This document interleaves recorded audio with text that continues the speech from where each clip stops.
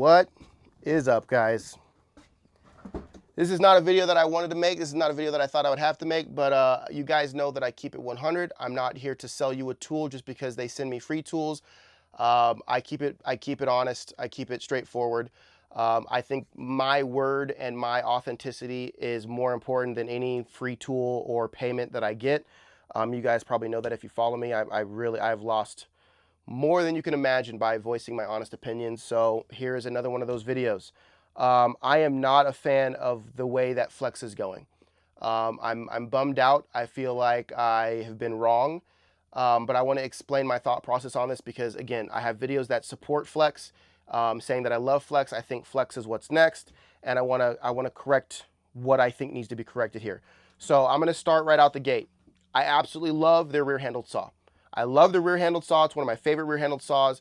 I think I would choose it over Milwaukee. I would choose it over almost all of them. I think DeWalt is a really good competitor, and their rear-handled saw is a straight beast. That was the one that I had for the first couple years of these electric, rear-handled saws.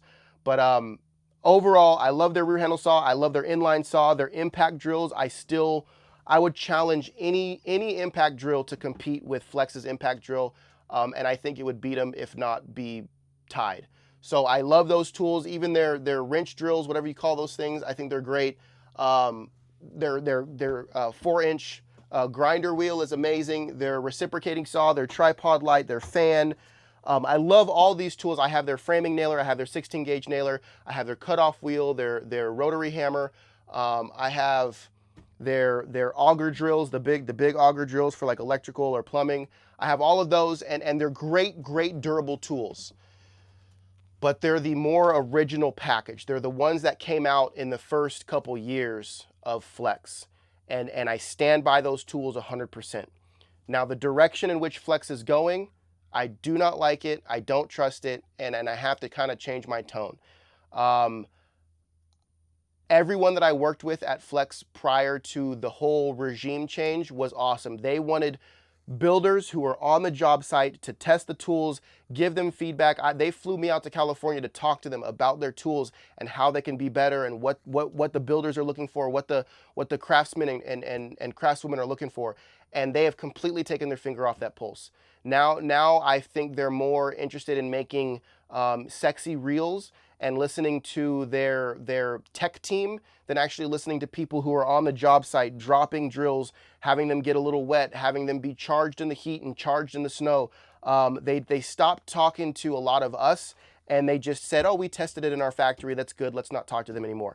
And I wasn't gonna make this video because I was like, well, maybe this is just me. Maybe I'm having trouble with this, maybe no one else is. But having talked to probably 10 or 15 other original Flex users that adopted it very early on, they've experienced the same thing. For example, I had a miter saw. It broke within the first year. I tried to get a replacement. They wouldn't give me a replacement. They said they sent it. It's been about 4 months. I still haven't received it. They've stopped responding to my emails. They've stopped responding to my DMs. And for me, that's just, I just don't like that. And I thought I was the only one, but then I found out that pretty much everyone who's an actual builder who is actually on the job site using the tools has lost communication with Flex, and I think they're going more of a Ryobi route, which isn't bad. But what I'll say is, I like these tools because I thought that they were going to progress and start competing with DeWalt and Milwaukee and Metabo, and I have to eat my words. I don't think they are. I think everyone that they've hired recently is now more geared up towards making it like Ryobi. Which is great. It's great for, maybe that's where their money's coming in, and they did a market share study, and they said, hey, listen, our market is, moms and stay-at-home dads or whoever that want to, build a cabinet in their garage. By all means, if that's your market, go for it. But as for my market, as someone who takes these out on the job site and drops them every now and then from a rafter or whatever else, I just don't see them being that anymore. I will say all the tools from the original, like the first two-ish years that they dropped tools, all those, in my opinion, are straight boss. They're great tools. I'll never tell someone to not buy a Flex drill. I'll never tell someone to not buy a Flex rear handle saw. I'll never tell someone to not buy the fan, the tripod light, even the charger bank's pretty solid. But I have a skepticism, a very healthy skepticism of what they're dropping in the last year or so and what they're going to be dropping here in the future. For example, their stack pack has left a lot to be desired. Now, when I first got it, I absolutely loved it. But as you can see, this one is worn and torn. Now, I did put it through the ringer. I've been taking it to job sites because that's what a stack pack is for, is to take to job sites and carry tools. But a lot of my hinges are broken and the springs are broken. A lot of these latches have been falling off the bottom.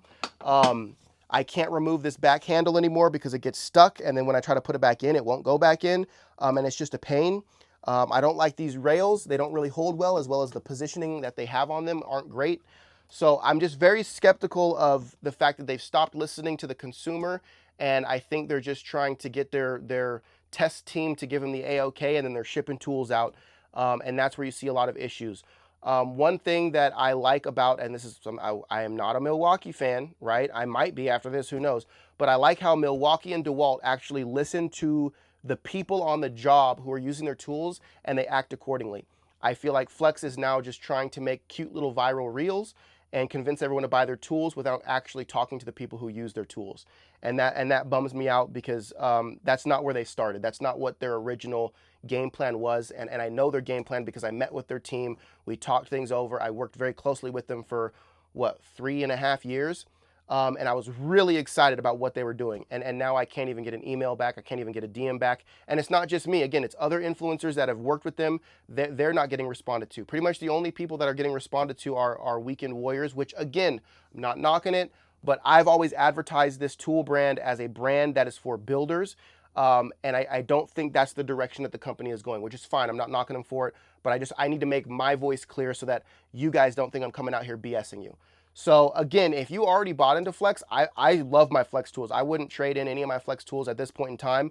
I would not suggest getting the Stack Pack. If you were going to get a pack out, I would highly recommend getting the Stack Tech by Tough Built. This thing has blown me away every time I use it. It is insane. Again, I've only been using it for about 3 or 4 months, so stay tuned on the Stack Tech because again, this is 3 years old. So we'll see what I say about these things in 3 years. But from just the original durability and how the drawers slide, how everything interlocks, it seems like they've talked to builders saying what are the biggest issues, and they've created tools or equipment that is going to mitigate those issues.